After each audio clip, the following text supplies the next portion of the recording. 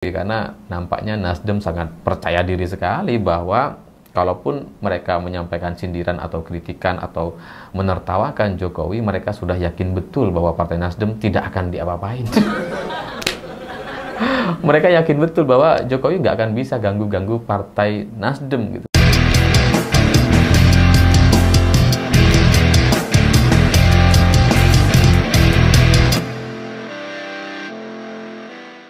Selamat malam semuanya. Rencana Pak Jokowi untuk bergabung dengan PSI atau lebih tepatnya menjadi Ketua Umum PSI hari ini dikomentari secara negatif oleh salah satu elit dari Partai Nasdem, yakni Pak Syahroni. Karena bagi Syahroni, Pak Jokowi bebas aja mau kemana terserah gitu. Tapi ya kalau bisa contohlah Pak SBY. Coba tiru Pak SBY yang hidupnya tenang-tenang aja, kemana-mana jalan melukis gitu. Ya Pak Jokowi mau apa lagi gitu. Kalau urusan politik, urusan soal kenegaraan, biarlah anak dan mantunya yang meneruskan gitu. Pak Jokowi udahlah. Ya maksudnya gitu ya, maksud dari Pak Syahroni ini ya Pak Jokowi mau ngapain lagi, lawang udah 2 periode kok. Cuma kok ya malah dibandingkan sama Pak SBY gitu ya. Ya bener sih, SBY itu lebih tenang hidupnya gitu ya. Meskipun beberapa tahun ketika baru lengser tidak setenang hari ini gitu ya. Beberapa tahun setelah lengser kan masih cerewet sekali di Twitter. Kalau sekarang sih udah enggak, udah lebih bijaksana lah gitu ya. Tapi saya paham apa yang disampaikan oleh Syahroni, bahwa memang maksudnya kalau Pak Jokowi ke Solo. Ya sebelumnya kan bilang, oh, saya pulang ke Solo, ternyata ke PSI. Ya maksudnya kalau Pak Jokowi ke PSI itu memang menunjukkan bahwa Pak Jokowi sendiri sebagai pribadi itu nggak tenang gitu. Entah nggak tenang karena nggak percaya anaknya bisa melanjutkan atau anaknya bisa berjalan cukup jauh untuk bisa menjadi presiden 2 periode seperti dirinya gitu ya. Atau dia tidak percaya diri bahwa anak-anak yang lain seperti Kaisang atau Bobi itu juga bisa berjalan jauh. Makanya ya karena tidak yakin, karena dianggap mungkin tidak mampu, maka Pak Jokowi harus turun sendiri, harus menjadi ketua umum partai PSI ya. Karena kalau yang jadi ketua partai cuma Kaisang misalkan, nggak lolos. Nggak kemana-mana gitu. Kaisang malah tetap asik podcast aja gitu kan, sebagai ketua partai gitu. Dan itu memang sudah kelihatan ketika PSI tidak lolos ke Senayan, meskipun sudah jutaan baliho ditebar di mana-mana. Oh, kalau kalian lihat kalau waktu musim pemilu kemarin gitu ya, sepanjang jalan protokol di Pulau Jawa ini tidak ada satupun yang luput dari baliho PSI. Itu kalau kita hitung jutaan baliho tuh, nggak tahu gimana uangnya. Dari mana mereka nyetak dan percetakan yang mana yang kemudian bisa segila itu untuk bisa bikin jutaan baliho dalam waktu sekejap dan dipasang rapi sekali di sepanjang jalan protokol di Pulau Jawa ini gitu. Jadi ya itu menunjukkan bahwa meskipun sudah dipasang jutaan baliho, tapi ya tidak mampu untuk membuat PSI lolos ke Senayan. Sehingga ya itulah mungkin yang membuat Pak Jokowi jadi gregetan. Ini udah jutaan baliho dipasang kok tetap nggak lolos gitu kan.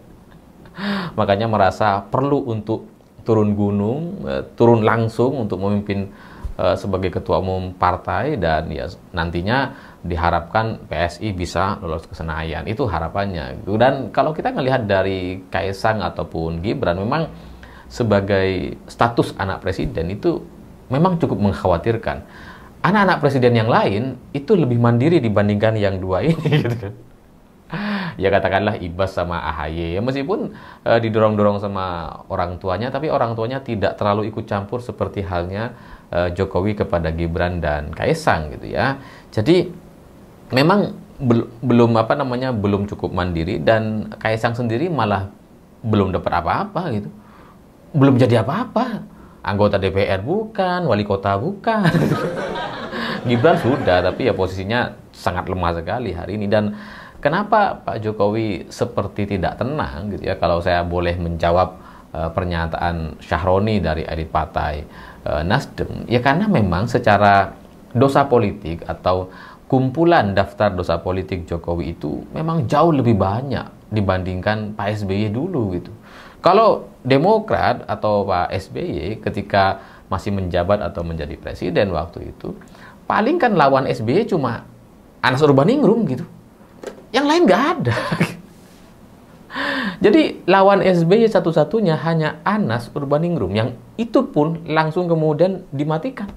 Ya maksudnya karir politiknya yang mati. Anas kemudian masuk penjara atas kasus korupsi dan sekarang udah nggak bisa bergerak lagi. Mau bikin partai juga udah nggak bisa gitu. Dan Anas sepertinya tidak mampu atau tidak bisa memberikan pernyataan-pernyataan yang bisa meyakinkan masyarakat terkait kasusnya, terkait SBY gitu. Dan mungkin juga orang-orangnya Anas juga sudah hilang kemana gitu, sehingga jaringannya mati betul gitu. Jadi ketika Anas masuk penjara terus kemudian dia keluar ketika SBY sudah lama lengser dari presiden, itu efeknya jadi tidak terasa. Dan sebagai lawan politiknya gitu ya, Pak SBY tidak terganggu dengan apapun yang akan disampaikan oleh Anas, karena dia nggak punya partai, jaringannya nggak ada, logistiknya juga habis semua gitu ya, dan dia menyandang status sebagai narapidana. Sementara kalau lawannya Pak Jokowi banyak. Ya karena tingkah polanya banyak ketika Jokowi masih menjadi presiden, misalkan gitu ya. Ketika Airlangga tiba-tiba harus mundur dan digantikan oleh Bahlil, itu patut dipertanyakan apakah Airlangga tidak menyimpan dendam, apakah orang-orang di balik Airlangga tidak menaruh dendam kepada orang yang melengserkan Airlangga atau memaksa Airlangga untuk mundur. Itu satu, dan itu pun nampaknya gagal gitu ya. Ketika Golkar sudah dikuasai oleh Bahlil, ternyata Pak Jokowi juga nggak bisa gabung sama Golkar, ditolak sama internal partai Golkar karena dianggap tidak layak, karena bukan kader dan belum pernah menjadi pengurus partai Golkar, sehingga nggak bisa tiba-tiba menjadi dewan penasehat atau apapun posisi elit di partai Golkar. Jadi Golkar gagal, tapi ini sudah menghasilkan banyak sekali dendam dan kemarahan, terutama di loyalisnya Pak Airlangga gitu. Kemudian kalau kita mundur lagi, bagaimana cara membegal Partai Demokrat itu lewat Pak Muldoko, itu juga gagal gitu ya. Artinya ya sampai sekarang Demokrat masih diketuai oleh AHY gitu, dan Muldoko sudah entah kemana, nggak jelas gitu. Tapi ketika proses pengambilan partai itu kan Muldoko jelas masih menjabat sebagai ketua KSP gitu.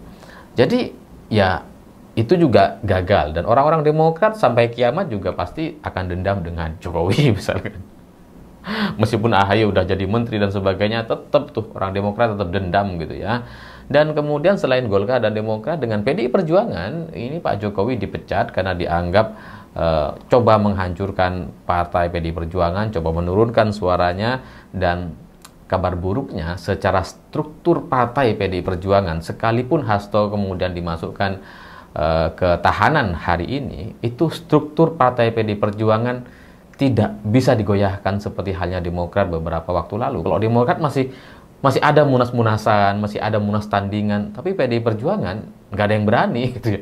Karena secara struktur internal partainya itu sangat solid sekali, sehingga meskipun Hasto sudah nggak ada, ternyata tidak bisa dipecah. Jadi ya, kalaupun ada perbedaan, hanya perbedaan-perbedaan internal saja, dan itu tidak memungkinkan untuk dilakukan percobaan akuisisi seperti yang terjadi kepada Partai Demokrat. Dan itu yang membuat Pak Jokowi kayaknya tambah nggak tenang. Paling nggak tenang faktor itu, kayaknya karena dia dipecat gitu ya, dia dianggap pengkhianat, dia dianggap coba menyerang PDI Perjuangan, dia dianggap coba menaklukkan atau mengurangi suara PDI Perjuangan, dan PDI Perjuangan sendiri tidak bisa digeser, tidak bisa diganggu-ganggu gitu. Jadi kalau Pak SBY bisa tenang, karena lawannya cuma satu, Anas Urbaningrum, dan itu pun meninggal dunia. Meninggal dunia enggak ya, masih ada. Itu pun masuk penjara gitu, sudah menyandang status tersangka. Ya kalaupun ada lawan-lawan Pak SBY yang lain juga sudah meninggal dunia, itu maksud saya gitu ya. Sementara lawan-lawan Pak Jokowi ini masih sehat-sehat semua.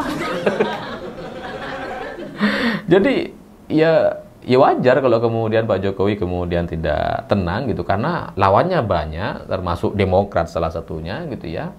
Dan itu tidak bisa diobati gitu. Partai Demokrat selama-lamanya, sampai kapanpun rasanya, dia tetap akan menganggap Pak Jokowi sebagai biang kerok atau orang yang mendukung pembegalan Partai Demokrat. Ya ditambah dengan Golkar, PDI Perjuangan, ya sulit bagi Pak Jokowi untuk kemudian bisa tenang seperti halnya SBY.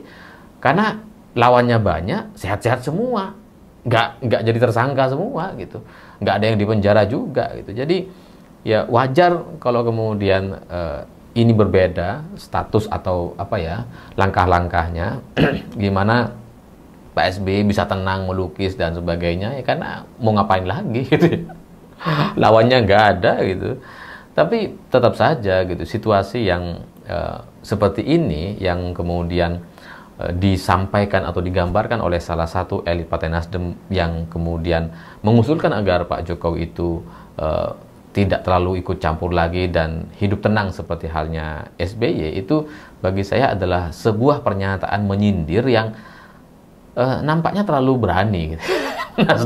Nasdem ini berani sekali, dan yang menyampaikan adalah Sahroni. Sahroni ini orang yang secara isu dia gampang sekali untuk kemudian dimainkan sebenarnya, Sahroni ini, karena ada banyak yang kemudian bisa dimainkan dari dia gitu, tapi dia berani menyindir Jokowi dan sindirannya sangat negatif sekali.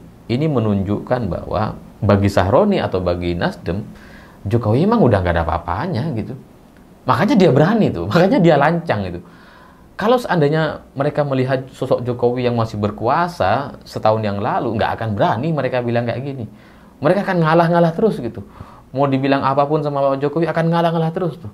Itu si Surya Paloh gitu ya, ketika proses politik di tingkat elit sedang kenceng-kencengnya gitu ya. Jokowi marah misalkan mau ngapain, Surya Paloh datang dari sana. Tapi sekarang bahkan Sahroni pun berani untuk menyindir Jokowi karena nampaknya Nasdem sangat percaya diri sekali bahwa kalaupun mereka menyampaikan sindiran atau kritikan atau menertawakan Jokowi, mereka sudah yakin betul bahwa Partai Nasdem tidak akan diapa-apain. Mereka yakin betul bahwa Jokowi nggak akan bisa ganggu-ganggu Partai Nasdem gitu, sehingga ya dari sini partai-partai yang lain pasti ketawa tuh baru sekarang gitu ya. Mulai kelihatan bahwa seorang Jokowi yang sebelumnya sangat dihormati disindir sama Sahroni yang bukan siapa-siapa, yang sebenarnya tidak selevel dengan Jokowi gitu kan. Ya, jadi cerita politik ini mungkin akan tambah lucu di beberapa bulan ke depan. Mungkin juga para relawan bahkan yang selama ini masih menjunjung tinggi Pak Jokowi, ya nanti setelah Pak Jokowi jadi ketua PSI, mungkin semua mereka akan membubarkan dan menyampaikan kekecewaannya. Mungkin juga kemudian membongkar kasus-kasusnya itu. Ya, kita tunggu saja, situasinya semakin menarik dan dosa-dosa politik yang dilakukan oleh Pak Jokowi memang tidak bisa dengan mudah dimaafkan, karena ini menyangkut soal perasaan banyak orang dan jauh lebih banyak dari apa yang bisa saya sampaikan hari ini. Golkar, kemudian Demokrat dan PD Perjuangan hanya contoh saja. Kalau personalnya ada banyak, termasuk Erick Thohir. Ada tuh gitu ya.